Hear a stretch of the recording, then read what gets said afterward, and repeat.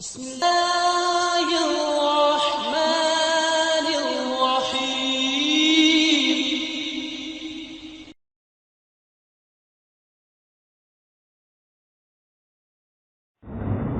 رب العالمین نے اسلام کی رہنمائی کے لیے اپنی بے مثال کتاب قرآن کریم کو نازل فرمایا اور اس کی ذمہ داری اور اس کی حفاظت کی ذمہ داری بھی خود لی. سورہ الحجر آیت شریف پر 9 میں رب العالمین نے فرمایا اِنَّا نَحْنُ نَزَّلْنَا الذِّكْرَ وَإِنَّا لَهُ لَحَافِظُونَ.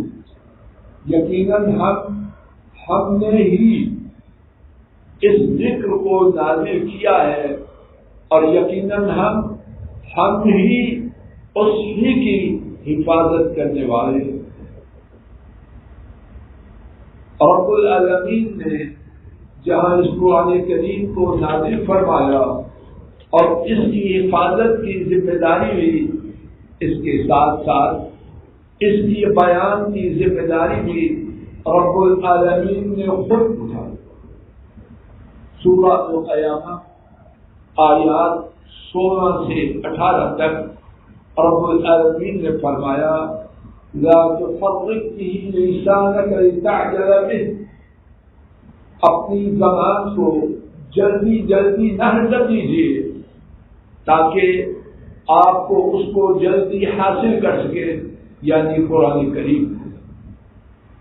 إِنَّ عَلَيْنَا جَمْعَهُ وَقُرْآنَهُ. یقیناً ہمارے ذمے اس کا جمع کرنا اور پڑھانا ہے. فَإِذَا قَرَأْنَاهُ فَاتَّبِعْ قُرْآنَهُ. سو جب ہم اسے پڑھیں تو آپ اس پڑھنے کی پیروی فرض کیجیے. ثُمَّ إِنَّ عَلَيْنَا بَيَانَهُ. پھر اس قرآن کے بیان کی ذمہ داری بھی ہم پر ہے. توجہ فرمائیے، قرآن کریم نازل فرمایا عرش والے رب، اس کی حفاظت کی ذمہ داری لی عرش والے رب نے، اس کے بیان کی ذمہ داری لی عرش والے رب. رب کریم نے قرآن کریم کے بیان کے لیے اپنی ذمہ داری محمد کریم صلی اللہ علیہ وسلم کے ذریعہ مکمل فرمائی. 14واں پارہ سورہ النحل آیت کریمہ 44 رب العالمین نے فرمایا وَأَنزَلْنَا إِلَيْكَ الذِّكْرَ لِتُبَيِّنَ لِلنَّاسِ مَا نُزِّلَ إِلَيْهِمْ. اور ہم نے آپ کی طرف اس ذکر کو یعنی قرآن کریم کو نازل فرمایا تاکہ آپ ان کی طرف وہ نازل ہوا اس کو بیان کریں. حضرت صلی اللہ علیہ وسلم نے اس ذمہ داری کو بے مثال طریقے سے ادا فرمایا. حضرت صلی اللہ علیہ وسلم نے خود فرمایا، امام ابن ابی عاصم نے حضرت عرباض بن ساریہ رضی اللہ تعالی عنہ سے روایت کیا، نبی کریم صلی اللہ علیہ وسلم نے فرمایا لقد تركتكم على مثل البيضاء ليلها كنهارها لا يزيغ عنها إلا حالك أو كما قال صلوات ربي وسلام عليه. ارشاد فرمایا میں تمہیں ایسے دین پر چھوڑ کے جا رہا ہوں جس کی رات اس کے دن کی طرح چمکدار، روشن اور واضح ہے. اب اس سے وہی بھٹکے گا، اس سے وہی ہٹے گا جو تباہ و برباد ہونے والا ہے. پھر ابتدا سے قرآن کریم اللہ کریم نے نازل فرمایا، اس کی حفاظت کی ذمہ داری بھی، اس کے بیان کی ذمہ داری بھی رب کریم نے بھی، اور اس ذمہ داری کو پورا کیا نبی کریم صلی اللہ علیہ وسلم کے ذریعے. حضرت صلی اللہ علیہ وسلم نے قرآن کے بیان کی ذمہ داری کما حق ادا کرنا.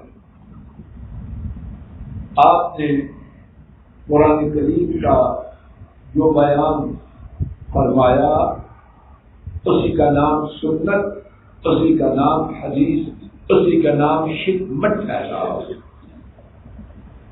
آپ صلی اللہ علیہ وسلم کے زمانہ مبارک ہی سے قرآن کریم اور سنت شریفہ، حدیث شریف دونوں کی حفاظت، اس کا انتہائی بے مثال اہتمام کیا. کتابت سے، یاد سے اور عمل سے، تینوں طریقوں سے قرآن و سنت کی حفاظت کا اہتمام کیا گیا. یاد فرما لیجیے، کتابت سے، یاد سے اور عمل سے.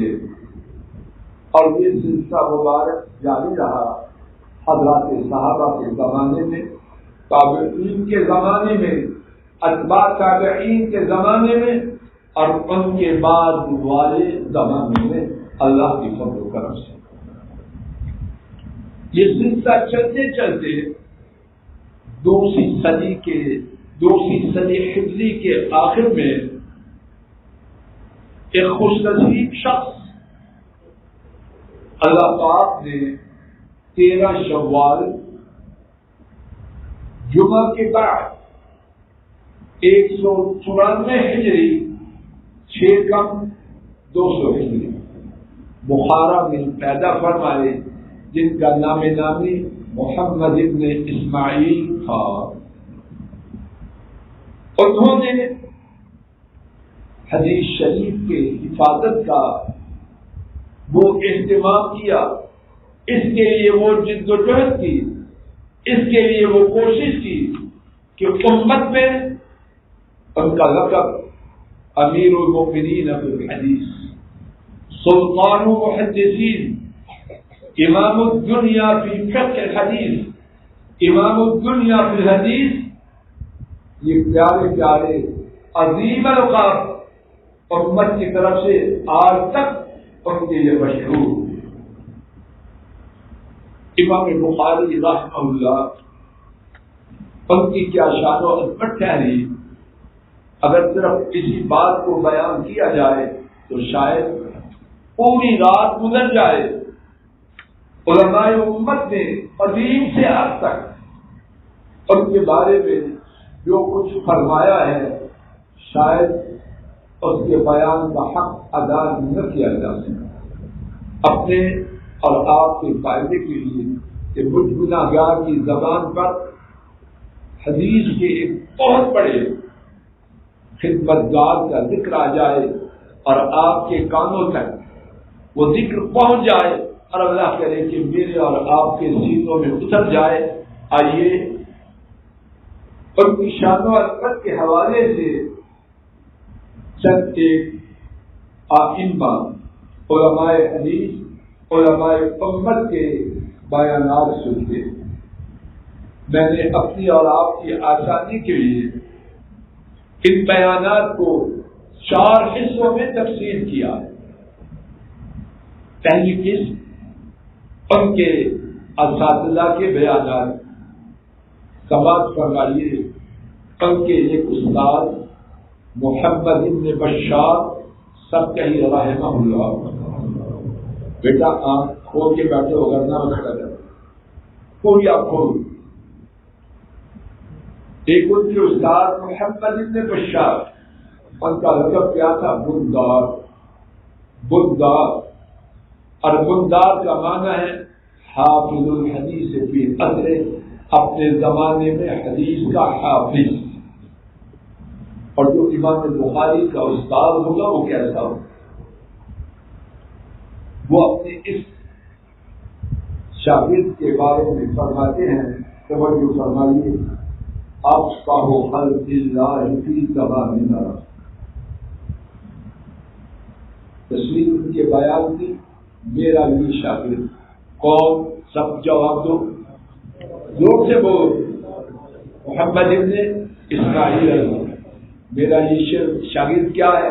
فرماتے اب کا خلق اللہ فی زماننا، ہمارے زمانے میں اللہ کی ساری مخلوق میں سے سب سے بڑا شیخ اسماعیل آگے آ گیا کچھ آگے بیٹا یہ اب کیوں تھا شیخ صاحب کے پیچھے کو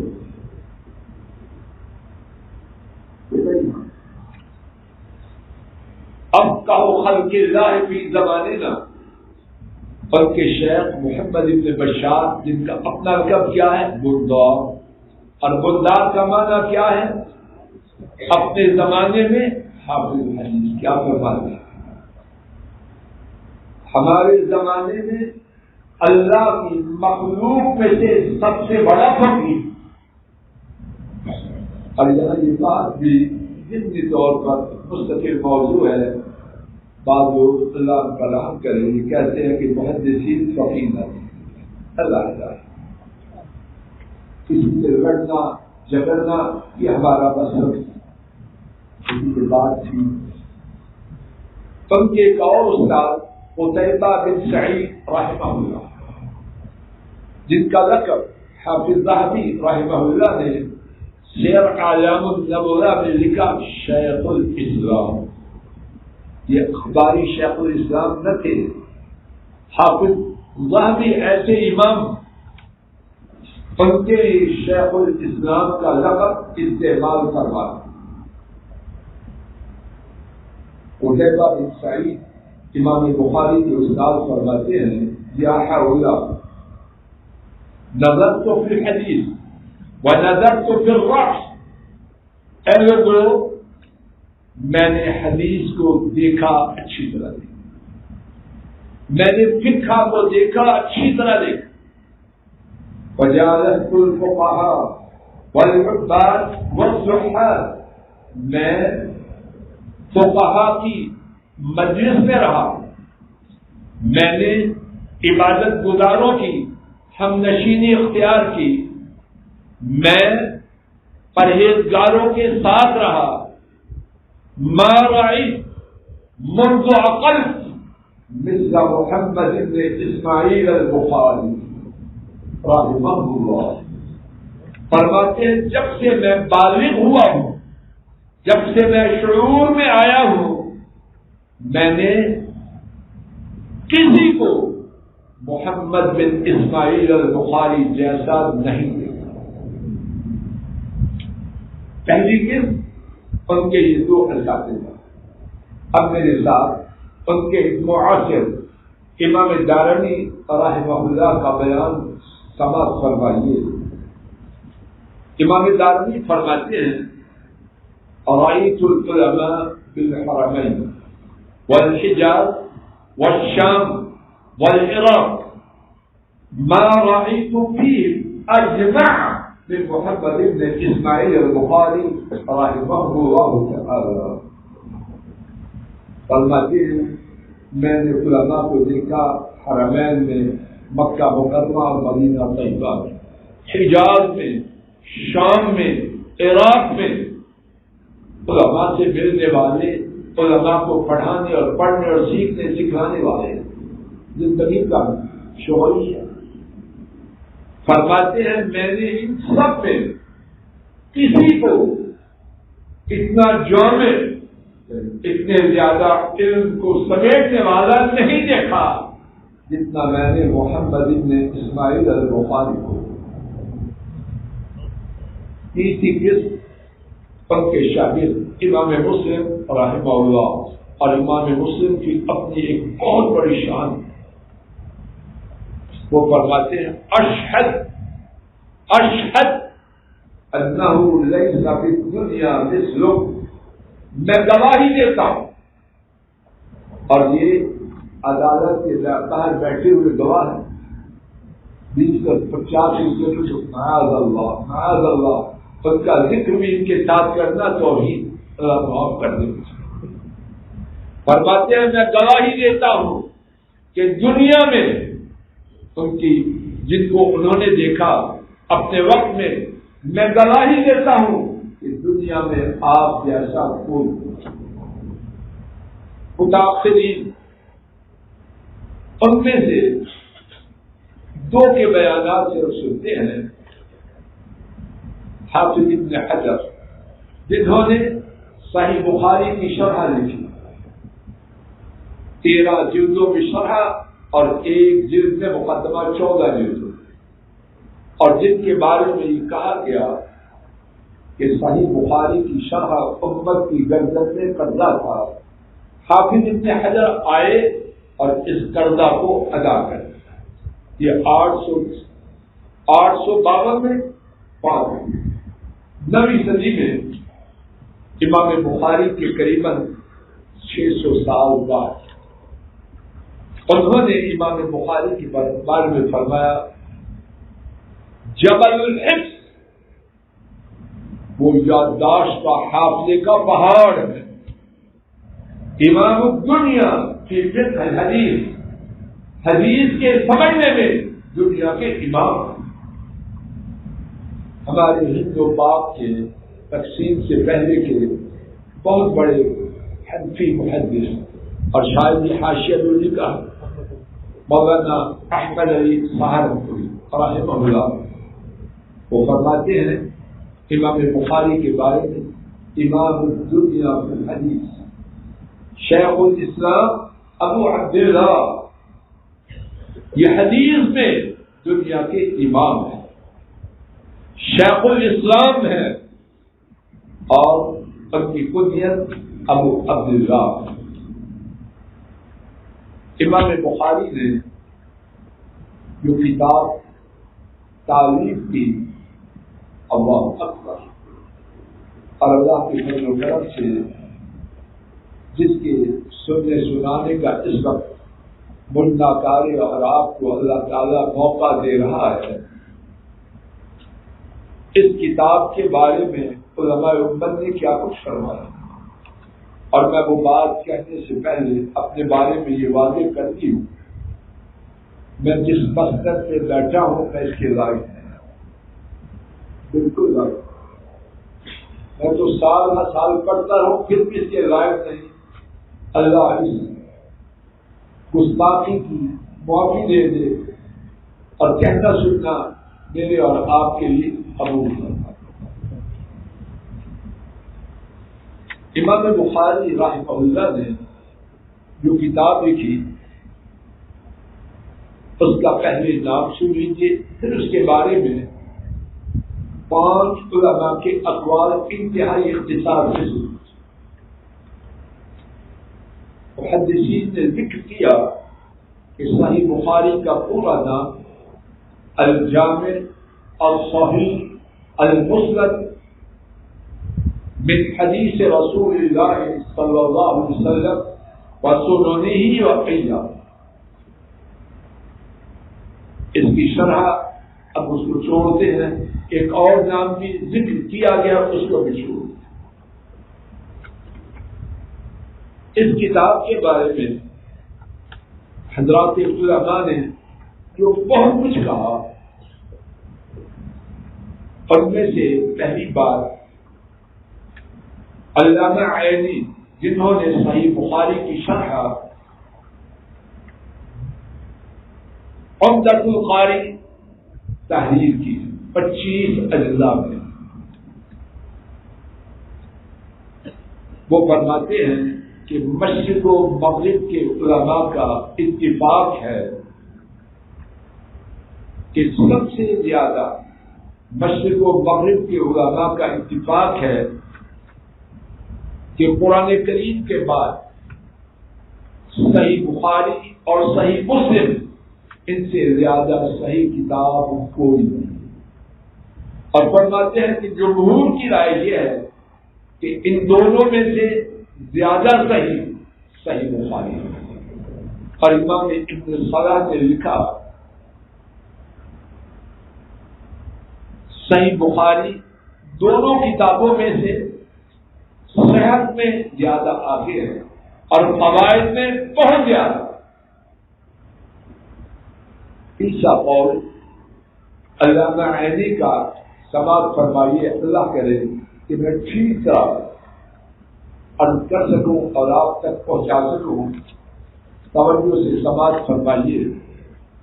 هو بحر يتلاطم امواجا. صحیح بخاری سمندر ہے. صحیح بخاری سمندر ہے. کیسا سمندر؟ ٹھاٹھے مارتا ہوں. اور کون لکھ رہے ہیں؟ علامہ بدر الدین العینی حنفی رحمہ اللہ.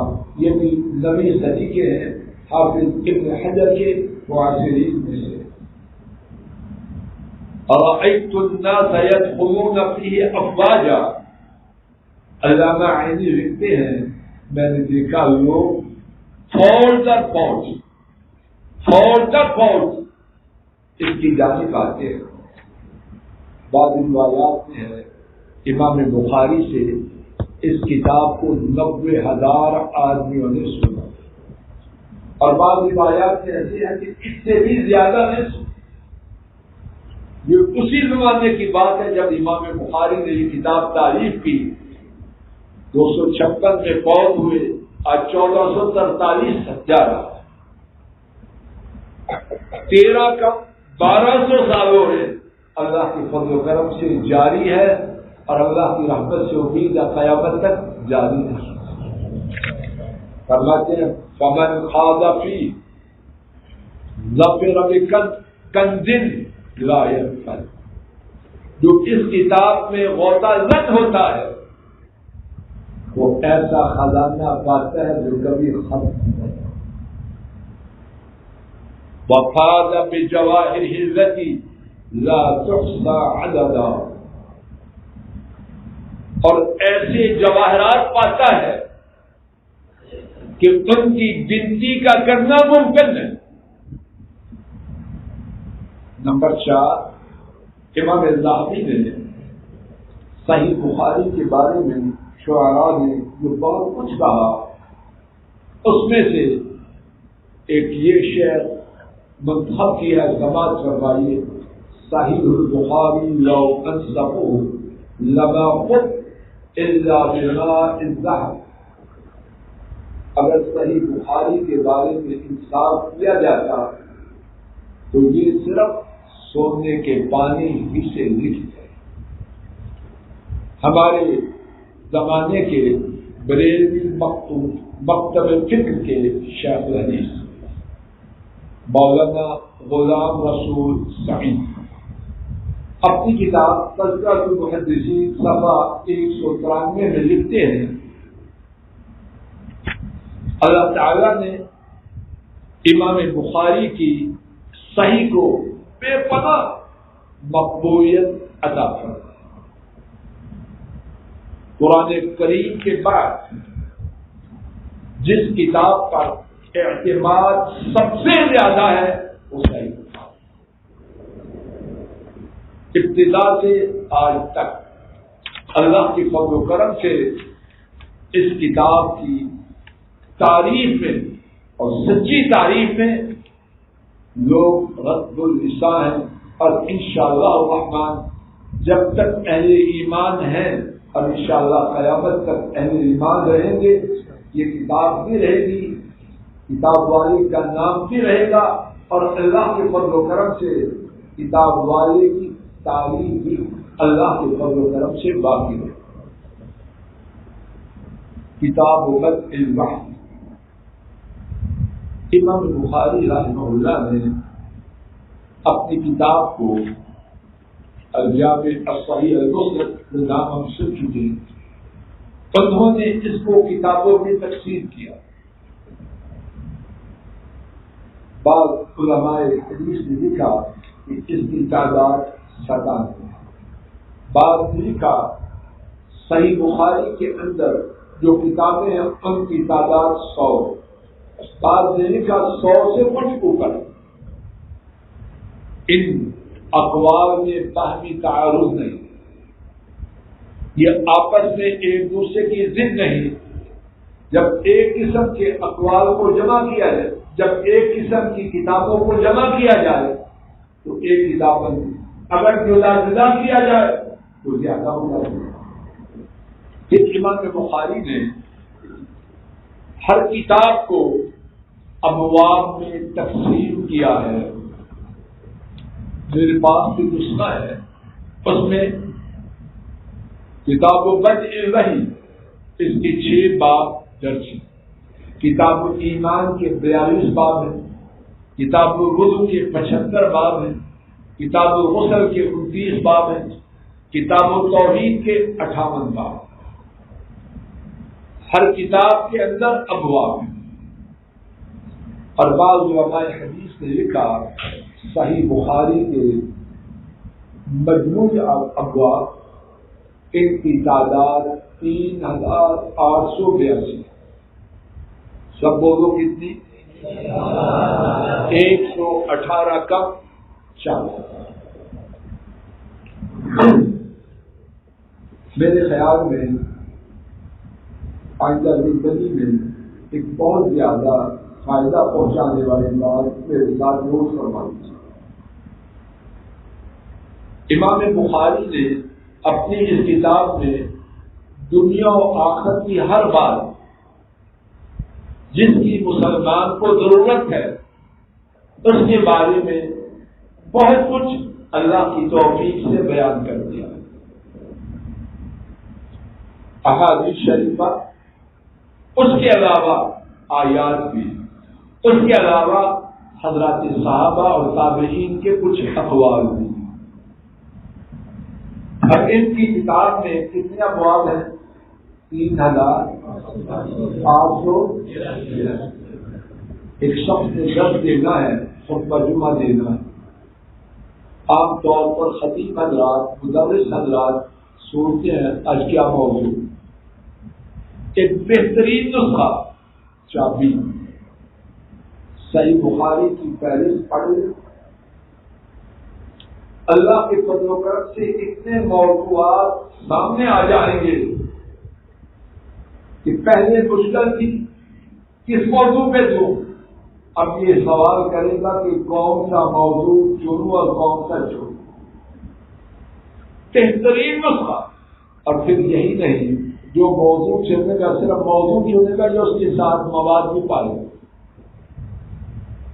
صحیح بخاری کھولے گا، اس کے اندر حدیث یا احادیث، آیت یا آیتیں، اثر یا آثار، کیا کچھ پائے گا.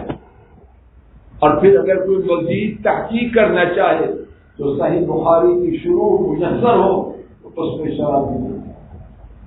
اور پھر صحیح بخاری میں جو احادیث ہے اس کے بارے میں شک شبہ نہ ہوگا، پتہ نہیں صحیح ہے کہ غیر صحیح. بہترین بات، اپنے آپ کو موضوعات سے مالا مال کرنے کے لیے صحیح بخاری کی ابواب کی فہرست. اور اللہ کی فضل و کرم سے یہ مستقل بھی چھپی. کتاب بدء الوحی.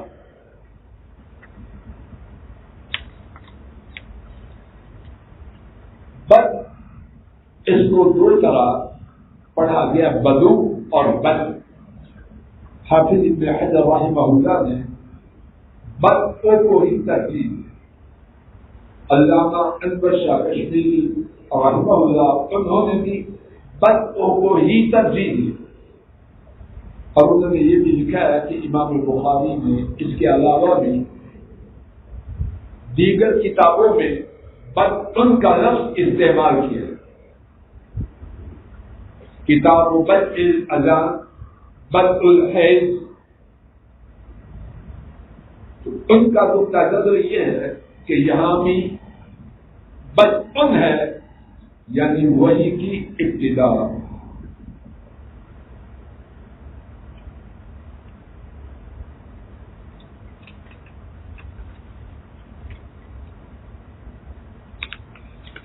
الوحی اس کا لغوی معنی چپکے سے اشارہ کرنا.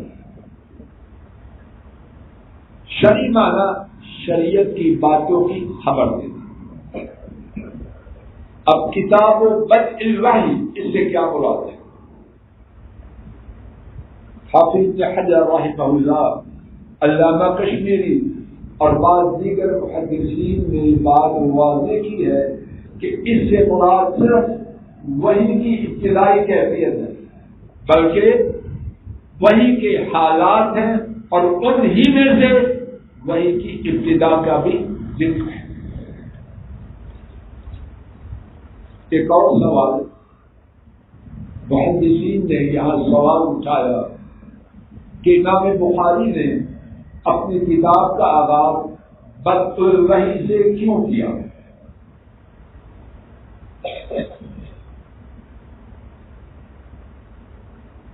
اس کی حکمت بیان کرتے ہوئے لکھا گیا ہے کہ صحیح بخاری کی اساس اور بنیاد کیا ہے کہ محمد کریم صلی اللہ علیہ وسلم اللہ کے نبی ہیں، اور آپ کے نبی ہونے کی بنیاد کیا ہے؟ جواب دو. پر اللہ کی طرف سے وحی آئی. کتنا شاندار آواز.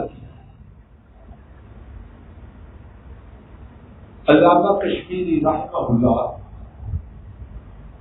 امام بخاری کے اس آغاز سے بہت زیادہ متاثر اور خوش ہیں. دل چاہتا ہے عربی عبادتوں کی پڑھو اور ترجمہ کرو، لیکن اختصار کے غرض سے کہتے ہیں امام بخاری نے کتنا خوبصورت آغاز کیا ہے کہ انہوں نے اپنی کتاب کا آغاز بدء الوحی سے کیا، اور وہ لکھتے ہیں کہ بندے کا معاملہ اپنے رب سے وحی کے ذریعے ہوتا ہے، پھر اس کے بعد ایمان آتا ہے، پھر اس کے بعد باقی سارے اعمال آتے ہیں. امام بخاری رحمہ اللہ نے اس کے بعد آیت کریمہ انا اوحینا الیک کما اوحینا الی نوح والنبیین من بعد آیت کریمہ ذکر کی، اور یہ بات اچھی طرح نوٹ فرما لی جائے کہ امام بخاری رحمہ اللہ اپنی کتاب میں بہت زیادہ جگہوں پر آیات شریفہ لاتے ہیں. مثال کے طور پر صحیح بخاری کی آخری کتاب التوحید، اس کے ابواب کی تعداد 58 ہے، 2 کم 60. ان میں سے 86 ابواب، ان میں سے 46 ابواب، 6 اور 4 ان کے آغاز میں آیات کریمہ آئی. دوبارہ سنیے، امام بخاری رحمہ اللہ نے یہ کتاب بنیادی طور پر احادیث کو جمع کرنے کے لیے مرتب کی، لیکن اس کتاب کے ابواب میں جن کی تعداد 3882 ہے، بہت سے ابواب میں آیات شریفہ ہی لائے. مثال کے طور پر آخری کتاب التوحید کے 58 میں سے 46 ابواب میں آیات لائے. علامہ کشمیری رحمہ اللہ بہت بڑے حنفی عالم فرماتے ہیں کہ امام بخاری کا یہ لوگوں کی گردنوں پر اور ہماری گردن میں بہت ہی بڑا احسان ہے کہ انہوں نے اپنی صحیح میں جا بجا آیات کو لایا ہے امت پر. اور علامہ کشمیری فرماتے ہم پر یہ ان کا احسان ہے کہ احادیث سے پہلے بہت جگہ پر آیات لاتے ہیں. انا اوحینا الیک کما اوحینا الی نوح والنبیین من بعد. یہ آیت شریفہ کیوں آئے؟ علامہ کشمیری رحمہ اللہ لکھتے ہیں بہت زیادہ خوش اور متاثر ہیں امام بخاری کے اس آیت کریمہ لانے سے اور کتاب کا آغاز بدء الوحی سے کرنے سے. فرماتے ہیں کہ امام بخاری کا یہ آیت لانے کا مقصد یہ ہے کہ وہی وہ بھی ہے جو وہی الہام ہے، جیسے اللہ تعالیٰ نے موسیٰ علیہ السلام کی اماں کی طرف دی. وہی الہام شہد کی مکھی کی طرف بھی اللہ کر دے. اور ربک الی النحل، وہ محمد کریم صلی اللہ علیہ وسلم کی طرف جو وحی کی گئی وہ کون سی وحی تھی؟ وہ وحی رسالت تھی، وحی الہام نہیں تھی۔ دوبارہ سنیے، ایک وحی الہام ہے جو اللہ تعالیٰ غیر انبیاء کی طرف بھی کرتے ہیں، شاید مکی کی طرف، اپنے موسیٰ کی طرف، لیکن نبی کریم صلی اللہ علیہ وسلم کی طرف جو وحی کی گئی وہ کون سی وحی تھی؟ بولیے، وحی رسالت۔ حدثنا الحمیدی عبداللہ بن زبیر آخر سند۔ امام بخاری رحمہ اللہ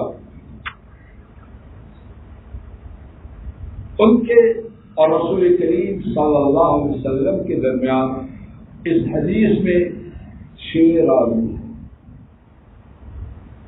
ایسی احادیث کو جن کے راوی امام اور نبی پاک صلی اللہ علیہ وسلم کے ساتھ درمیان 6 ہوں ان کو کہتے ہیں سداسی۔ امام بخاری رحمہ اللہ کی صحیح میں سب سے طویل سند وہ ہے جس میں امام بخاری اور نبی پاک صلی اللہ علیہ وسلم کے درمیان 9 راوی اور ان کو کہتے ہیں توسعیات۔ اور سب سے مختصر سند وہ ہے جس میں امام بخاری اور نبی کریم صلی اللہ علیہ وسلم کے درمیان 3 راوی، ان کو ثلاثیات کہتے ہیں۔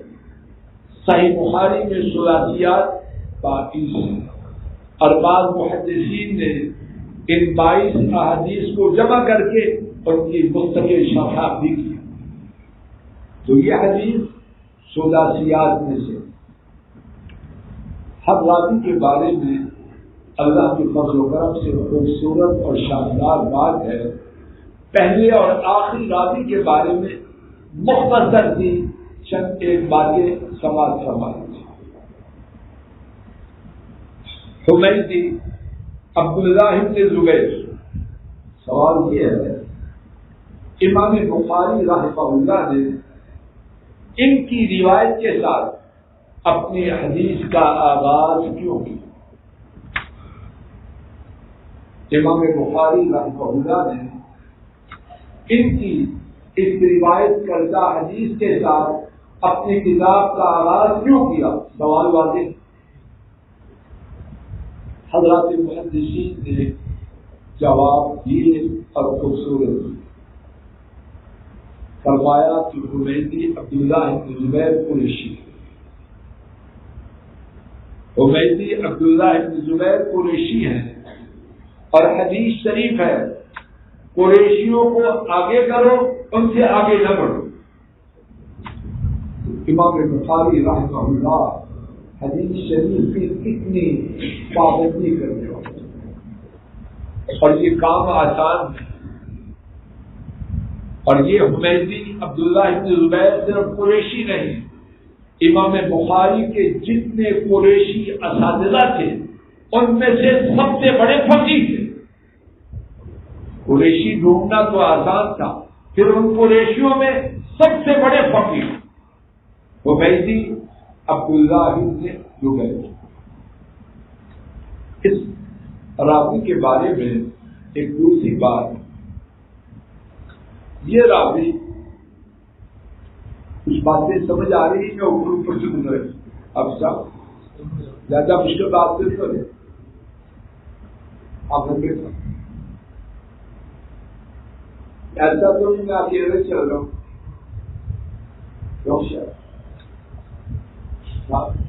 آپ نہیں بات جو نہیں ساتھ وہ آج کرا کرے، جو ساتھ نہیں وہ آج کر، جو میرے ساتھ ہے وہ آج کر۔ چاچا مودی صاحب آج کھڑا کرو، نہیں تو میں خود آپ کو کھڑا کر دوں گا۔ چودھری ارشد، چودھری ارشد ادھر آ گیا، زیادہ مشکل نہیں۔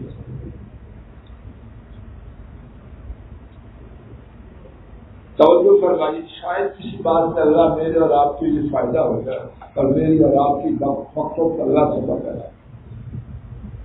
الجمیدی ان کی وفات 219 ہجری کی، 19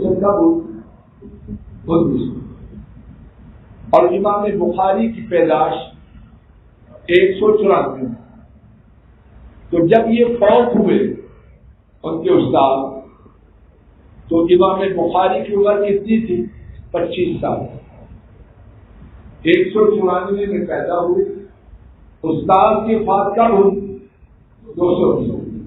امام بخاری کہاں کے تھے اور حمیدی کہاں کے تھے؟ مکی تھے۔ 25 سالہ نوجوان اس حدیث کو سنتا ہے، اور اللہ جانے 25 سال کی عمر میں سنی یا 20 سال کی عمر؟ زیادہ سے زیادہ عمر کتنی تھی؟ بولو۔ اس کے بعد وہ بہت ہو چکے۔ دیکھیے اس وقت کے مبارک نوجوان 25 سال کی عمر میں بخارا سے کہاں گئے،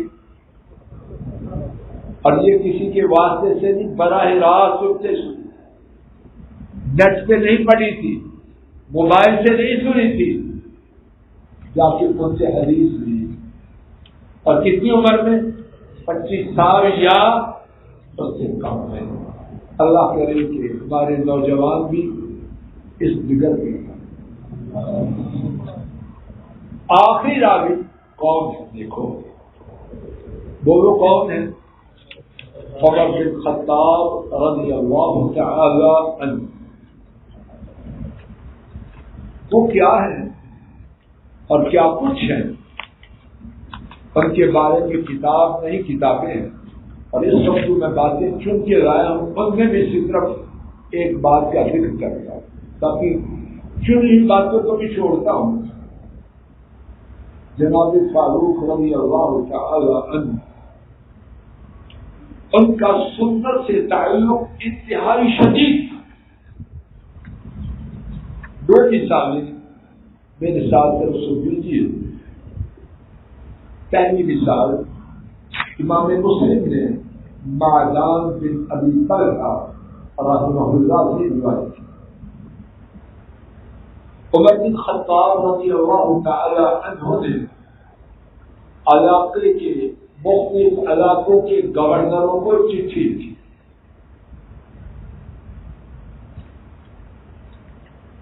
عمر بن خطاب رضی اللہ تعالی عنہ نے جمعہ کے دن خطبہ ارشاد فرمایا، اور اس میں فرمایا اللہم انی ارشد علی امراء الامصار، اے اللہ شہروں کے جو گورنر ہیں میں ان کے بارے میں آپ کو گواہ ٹھہراتا ہوں، وَإِنِّي إِنَّمَا بَعَثْتُهُمْ لِيَعْدِلُوا بَيْنَهُمْ، یقیناً میں نے انہیں اس لیے بھیجا ہے کہ وہ لوگوں کے درمیان عدل و انصاف کرے، وَلِيُعَلِّمُ النَّاسَ سُنَّتَ نَبِيِّهِمْ، اور میں نے انہیں اس لیے بھیجا ہے کہ لوگوں کو جا کے کیا سکھائیں، لوگوں سے بولو۔ عمر فاروق رضی اللہ تعالی عنہ، ان کی نگاہ میں اور ان کے دستور میں گورنروں کی بنیادی ایک ذمہ داری کیا ہے؟ لوگوں کو سنت کی تعلیم دینا۔ دوسری مثال ان کی اپنی زندگی کی امام بخاری رحمہ اللہ نے عروہ بن زبیر رضی اللہ عنہ سے روایت کی۔ عمر رضی اللہ تعالی عنہ لوگوں کو قسم دے کے کہتے ہیں، وہ بچہ جو کسی کے حادثے کی وجہ سے ماں کے پیٹ سے گر جائے، لوگوں کو قسم دے کے پوچھا کسی نے نبی کریم صلی اللہ علیہ وسلم سے اس کے بارے میں کچھ سنا ہے؟ مغیرہ رضی اللہ تعالی عنہ انہوں نے عرض کیا، نبی پاک صلی اللہ علیہ وسلم نے اس کے بارے میں فیصلہ دیا ہے کہ ایک غلام یا لونڈی جس نے گرایا ہے وہ ادا. اور دوسری روایت میں ہے عمر فاروق رضی اللہ تعالی عنہ نے فرمایا، اور وہ روایت امام عبدالرزاق نے اپنی کتاب المصنف میں بیان کی، میں اس شخص کو اللہ یاد کرواتا ہوں، یعنی میں اللہ کا واسطہ دے کے کہتا ہوں کہ جس نے ماں کے پیٹ سے گرائے جانے والے بچے کے بارے میں سنا ہو وہ مجھے خبر. سنت کے جاننے کے بارے میں ان کی طرف جذبہ اہتمام واضح ہوتا ہے کہ اللہ کا واسطہ دے کے، اللہ کا واسطہ دے کے لوگوں سے پوچھیں.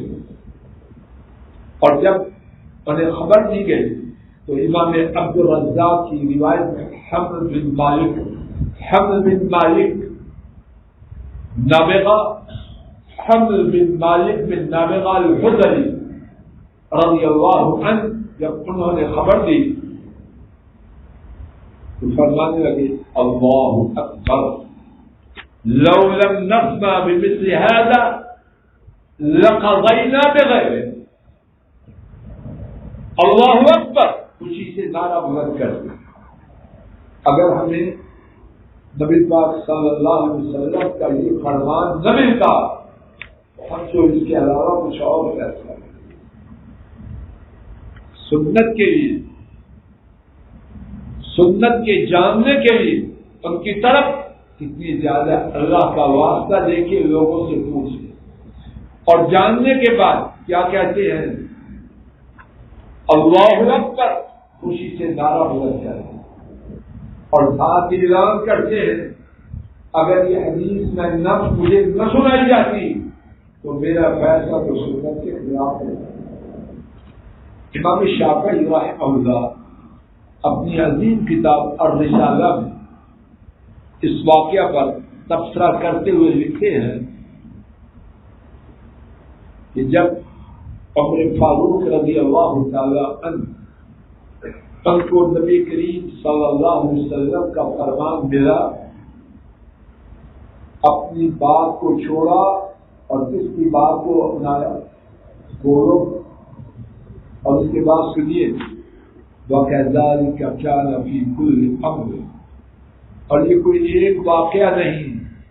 عمر فاروق رضی اللہ تعالی عنہ اپنے سارے معاملات میں اسی طرح جب سنت آ جاتی اپنی بات کو چھوڑ دیتے اور سنت پر عمل کرتے.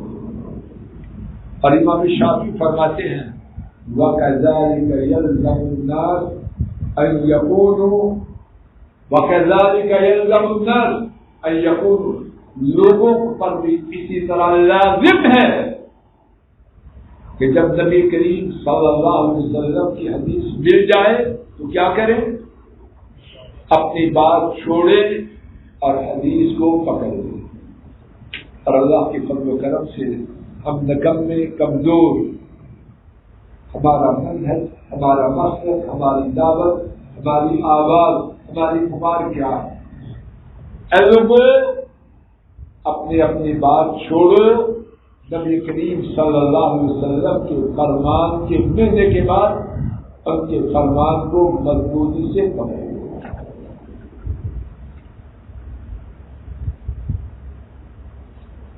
یہ حدیث اس میں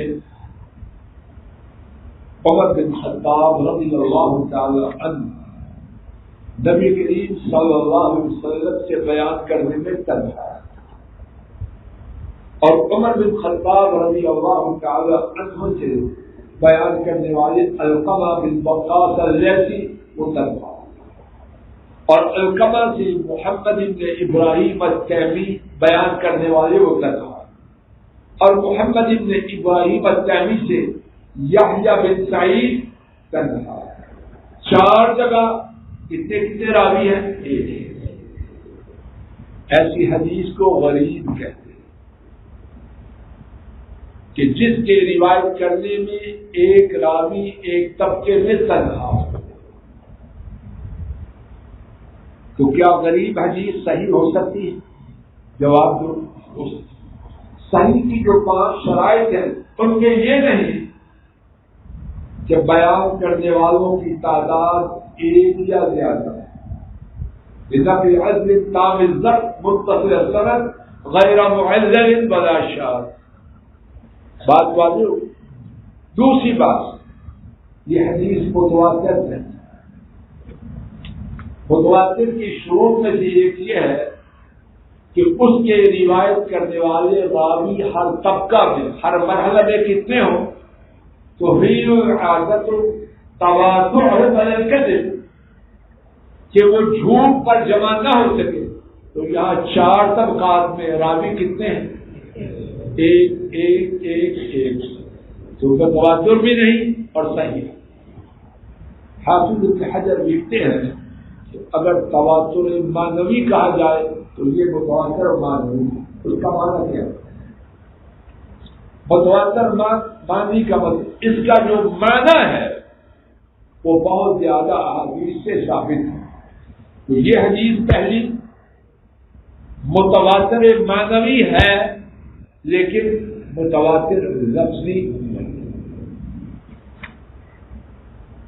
سمیت عمر بن الخطاب رضی اللہ تعالی عنہ علی المنبر. بہت سی تفصیلات ان کو چھوڑ کے بات کو مختصر کر المنبر. یہ المنبر سے مراد نبی کریم صلی اللہ علیہ وسلم کا مسجد نبوی میں موجود منبر تھا. عمر بن خطاب رضی اللہ تعالی عنہ، ان کے بارے میں علقمہ کہتے ہیں میں نے عمر بن خطاب رضی اللہ تعالی عنہ کو منبر پر فرماتے ہوئے سنا، یعنی منبر رسول صلی اللہ علیہ وسلم پر مسجد نبوی میں فرماتے ہوئے سنا. انہوں نے بیان کیا، انہوں نے عمر بن خطاب رضی اللہ تعالی عنہ نے سمعت رسول اللہ صلی اللہ علیہ وسلم، میں نے رسول اللہ صلی اللہ علیہ وسلم کو فرماتے ہوئے سنا، انما الاعمال بالنیات، یقیناً در حقیقت اعمال کا دار و مدار نیت ہی کے ساتھ. انما الاعمال بالنیات، بے شک اعمال کا دار و مدار نیت ہی کے ساتھ. اب جو دیگر تفصیلات ہیں وہ میں چھوڑ دوں. وَإِنَّمَا لِكُلِّ امْرِئٍ مَّا نَوَىٰ، اور یقیناً ہر شخص کے لیے وہ ہی ہے جو اس نے نیت کی. فَمَنْ كَانَتْ هِجْرَتُهُ إِلَىٰ دُنْيَا يُصِيبُهَا، جس نے ہجرت کی دنیا کی خاطر تاکہ وہ اس کو پاوے، اور إِلَىٰ امْرَأَةٍ، یا خاتون کی خاطر يَنْكِحُهَا، اس سے نکاح کروے، وَهِجْرَتُهُ إِلَىٰ مَا هَاجَرَ إِلَيْهِ، تو اس کی ہجرت اس ہی کی طرف ہے جس کی طرف اس نے ہجرت کی ہے. حدیث شریف کی شرح کے بارے میں جو بہت کچھ کہا گیا ہے اس کا شاید 1% حصہ بھی عرض نہ کر پاؤں، تاکہ سماعت فرما لیجیے. حدیث شریف کا مقصد اعمال کا دار و مدار نیت ہی پر ہے. جو نیت کرے گا اعمال کا دار و مدار اس پر. وَإِنَّمَا لِكُلِّ امْرِئٍ مَّا نَوَىٰ، اور ہر شخص کے لیے وہ ہی ہے جس کی اس نے نیت کی ہے. یہ جو دوسرا جملہ ہے اس کے محدثین نے متعدد فوائد بیان کیے. ان میں سے ایک فائدہ یہ ہے کہ یہ پہلے جملے کی تاکید کر رہا ہے کہ اصل معاملہ نیت کا. دوسرا فائدہ یہ ہے کہ پہلا جملہ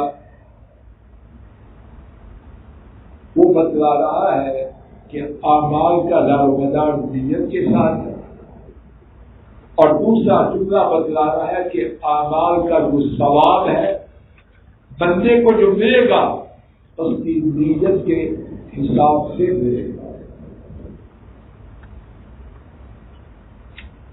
اس حدیث شریف میں بہت سی باتوں کو اس وقت چھوڑتے ہوئے حدیث شریف کے بارے میں چند ایک سوالات، ان کے جوابات اور پھر نیت کے متعلق کچھ باتیں عرض کر کے اللہ کی توفیق سے بات کو ختم کریں.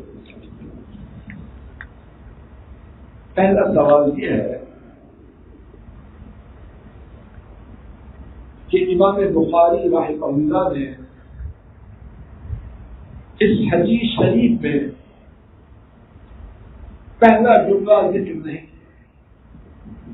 اس حدیث شریف کا پہلا جملہ یہ ہے وَمَنْ كَانَتْ هِجْرَتُهُ إِلَى اللَّهِ وَرَسُولِهِ فَهِجْرَتُهُ إِلَى اللَّهِ وَرَسُولِهِ وَمَنْ كَانَتْ هِجْرَتُهُ إِلَى الدُّنْيَا. یہ دوسرا جملہ.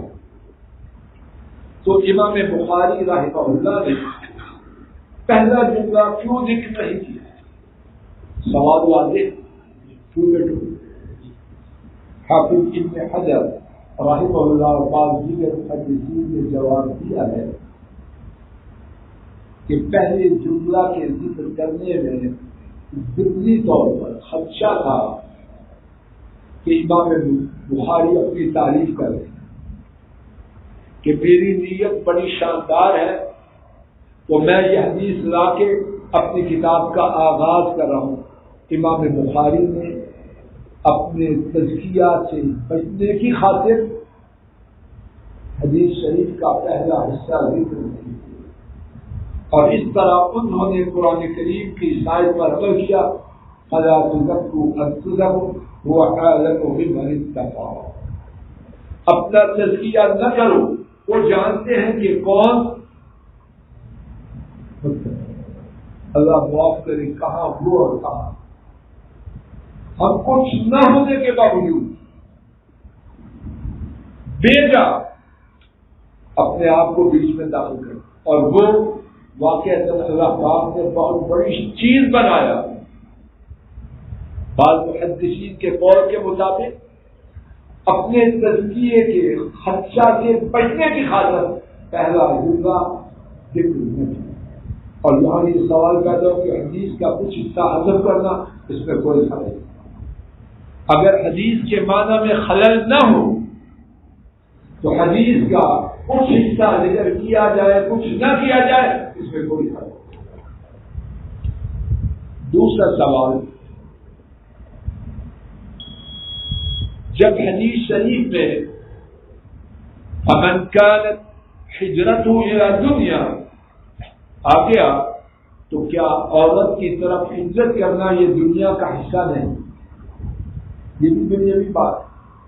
تو اس کا کیوں ذکر کیا؟ سوال واضح. تو یہ من باب ذکر خاص بعد العام، عورت کا ذکر خاص طور پر کیا گیا کیونکہ لوگوں کی دلچسپی خواتین کی طرف بہت ہوئی. بات واضح. تیسرا سوال اور بہت ہی میرے اور آپ سب کے لیے میرے خیال میں ضروری سوال اور جواب. یہاں عورت کے لیے ہجرت کرنا اور اس سے پہلے دنیا کے لیے ہجرت کرنا ان کی تعریف ہے یا مذمت ہے؟ بیٹو جواب دو. تعریف ہے یا مذمت ہے؟ تو کیا دنیا کے لیے جانا سفر کرنا قابل مذمت ہے؟ نکاح کے لیے ایک جگہ سے دوسری جگہ جانا قابل مذمت ہے؟ نہیں، بالکل نہیں. تو پھر یہاں مذمت کیوں کی گئی؟ سوال واضح. بیٹو اچھی طرح یاد کرو اور آپ سے پہلے میں یاد کروں. دین کے پردہ میں دنیا بنانا یہ قابل مذمت ہے. ایک آدمی مزدوری کرتا ہے مزدوری کے لیے کوئی بات نہیں، لیکن ایک آدمی درس دے رہا ہے پیسوں کے لیے، یہ کھانا دین کو. اب کوئی کہے گا کہ اساتذہ کا تنخواہ لینا جائے گا، جی جائے گا. وہ تنخواہ اس لیے نہ لے کہ میں تنخواہ کے لیے سبق پڑھا رہا ہوں. سبق پڑھائے اللہ کے لیے، لیکن تاکہ پڑھانے میں مدد مل جائے. اگر اساتذہ تنخواہ نہ لیں گے تو سبزی منڈی جائے گے، 8 گھنٹے وہاں کام کریں گے، یہاں سے بخاری کا اور پڑھائے گا، سعودی اشر پڑھے گا، ریٹائرڈ بندہ. وہ تنخواہ لیں ضرور لیں، لیکن اس لیے تاکہ تنخواہ لے کر اللہ کے فضل و کرم سے اپنے آپ کو فارغ کر کے اللہ کے دین کو. دونوں باتوں میں فرق ہے کہ دوبارہ سنیے. مذمت ہے، آپ کتاب صاحب سمجھ آ گئی. جب دین کا نام رکھ کے دکانداری کی جائے پھر قابل مذمت ہے. ان دکانداری کرتا ہے انشاءاللہ کوئی حل نہیں. بات واضح ہو رہی. اب سوال یہ حضرات علماء تنخواہ لے کے نہ لے، میں عرض کرتا ہوں حضرت وزیر زیادہ بیان کر کے ضرور لے، لیکن وہ کس لیے لے؟ اس لیے لے تاکہ فارغ البال ہو کے اللہ کے دین کو بیان کر سکے. اور جب آدمی کی نیت یہ ہوگی تو پھر دوران سبق موبائل سنے گا موبائل. وہ تو موبائل کو چھوڑنے کے لیے اپنے آپ کو تنہا لے کے پابند کر رہا. بات واضح ہو رہی ہے کہ نہیں؟ ایک حدیث شریف میں ہے، اس کا آخری حصہ تفسیر کیجیے. حضرات ائمہ احمد، ابن حبان، حاکم اور بہقی نے حضرت ابی بن کعب رضی اللہ عنہ سے روایت کی. نبی کریم صلی اللہ علیہ وسلم نے فرمایا فمن عمل منهم عمل الآخرة للدنيا فليس له في الآخرة من نصيب. جس نے آخرت کا کام دنیا کے لیے کیا اللہ تعالیٰ کا نصیب. درس لیا بخاری شریف کا پیسوں کے لیے، اللہ نصیب. پیسے لیے تاکہ فارغ ہو جاؤں اور دین کی خدمت کر سکوں انشاءاللہ کچھ ہے. تو فرمایا جس نے آخرت کا کام کیا دنیا کے لیے تو اس کے لیے آخرت میں کوئی حصہ ہے.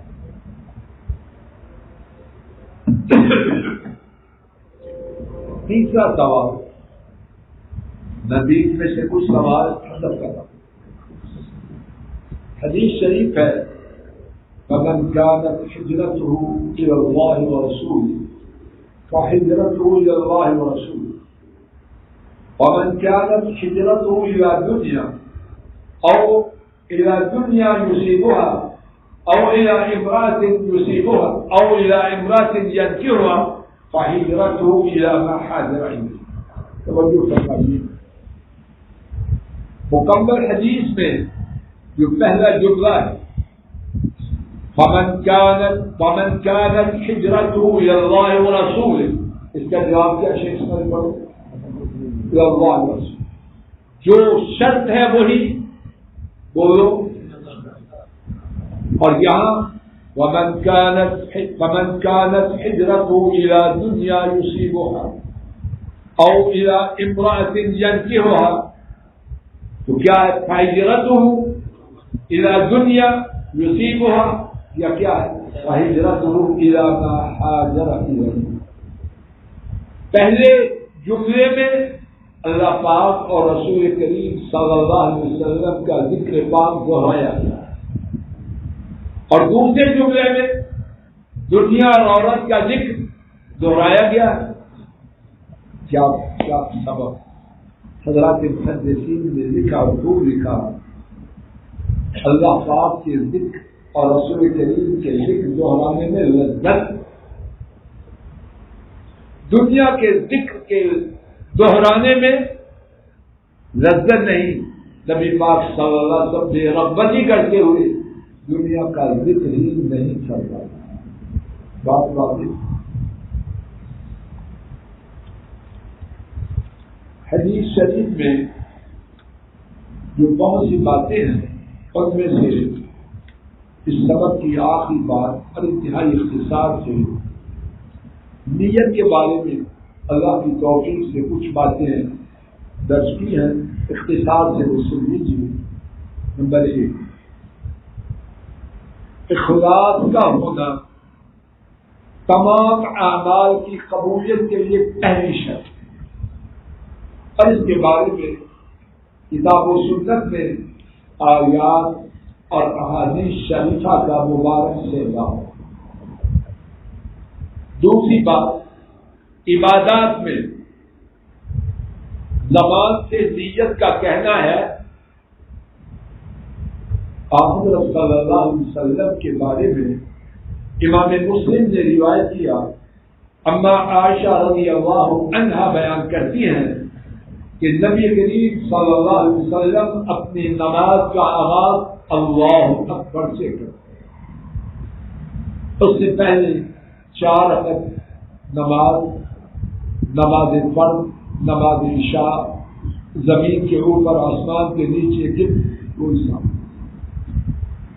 نبی کریم صلی اللہ علیہ وسلم نے جس شخص نے نماز کو ٹھیک نہ پڑھا، مسیح الصلاۃ جس کا نام ہے، صحیح بخاری اور صحیح مسلم میں ہے، حضرت صلی اللہ علیہ وسلم نے اس سے فرمایا اذا قمت الى الصلاۃ فکبر، جب نماز کی طرف کھڑے ہو تو کیا کہو؟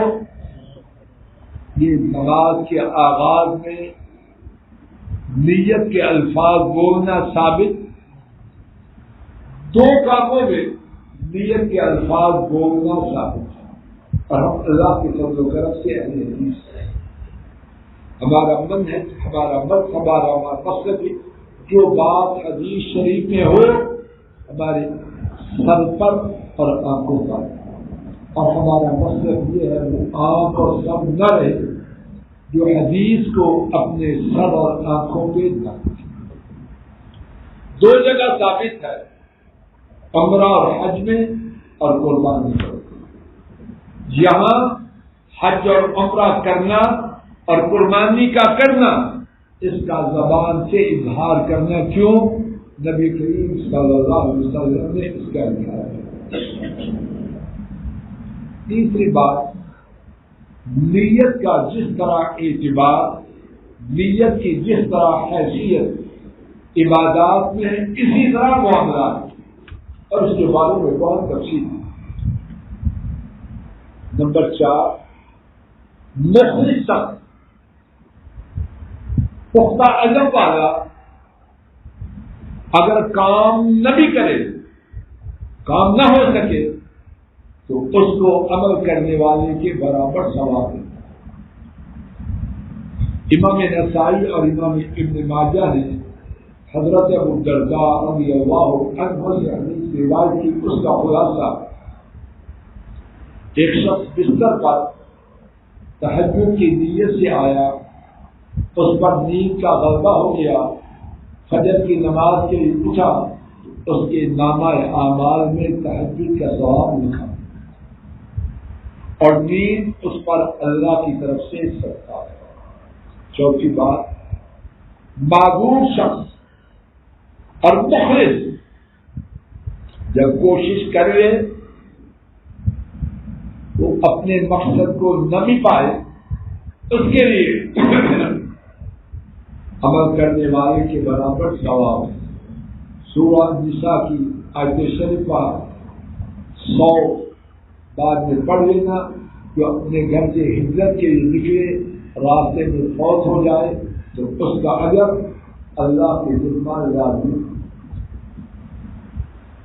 چھٹی بات، ایک مخلص شخص صدقہ کرے اور صدقہ غیر مستحق کو پہنچ جائے تو اللہ تعالیٰ صدقہ کرنے والے مخلص کا صدقہ قبول کرے۔